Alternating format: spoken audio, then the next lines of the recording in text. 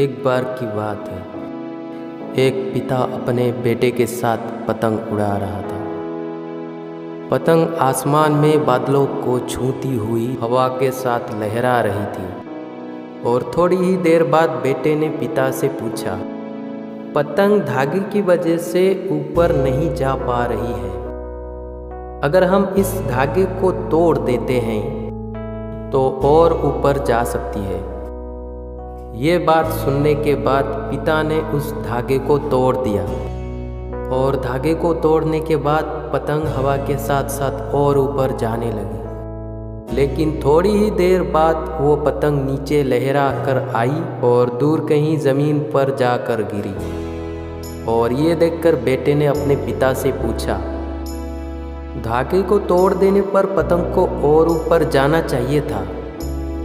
धागे की वजह से पतंग और ऊपर नहीं जा पा रही थी क्योंकि धागा उसे खींच रहा था।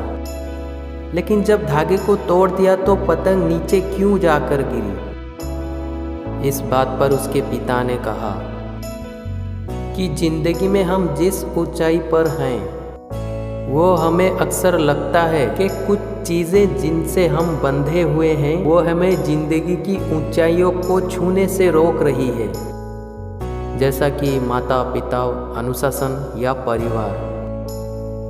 इसलिए हमारे मन में से विचार आता है कि अब हमें उनसे आज़ाद होना चाहिए ताकि हम जिंदगी की ऊंचाइयों को और छू सकें। लेकिन जिस प्रकार पतंग अपने धागे से बंधी हुई है, ठीक उसी तरह हम इनसे बंधे हुए हैं। वास्तव में यही वो धागा होता है जो हमें उस ऊंचाइयों पर बनाए रखता है। अगर तुम इस धागे को तोड़ देते हो तो तुम एक बार तो उसी पतंग की तरह ऊंचाइयों पर तो जाओगे, लेकिन बाद में ठीक उसी पतंग की तरह ज़मीन पर गिर जाओगे।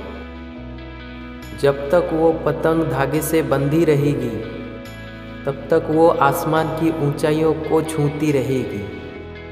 अगर तुम भी जिंदगी में ऊंचाइयों पर बने रहना चाहते हो तो इन धागों से कभी रिश्ता मत तोड़ना, क्योंकि ज़िंदगी में सफलता पूरे परिवार के संतुलन से मिलती है। दोस्तों, कभी कभी हमें ऐसा लगता है कि हमारे माँ बाप हमें आगे बढ़ने से रोक रहे हैं, लेकिन दोस्तों ऐसा बिल्कुल नहीं है। हमारे माँ बाप हमें आगे बढ़ने से नहीं रोक रहे हैं। वे तो रोक टोक करके उस धागे को टूटने से बचाना चाहते हैं, क्योंकि वो जानते हैं कि अगर ये धागा टूट गया तो हम जीवन की उन ऊंचाइयों को कभी भी नहीं छू पाएंगे। दोस्तों, आखिर में यही कहना चाहूँगा कि माँ एक ऐसी बैंक है जहाँ आप हर भावना और दुख जमा कर सकते हो, और बाप एक ऐसा क्रेडिट कार्ड है जिसके पास पैसा ना होते हुए भी वो हमारे सपनों को पूरा करने की कोशिश करता है।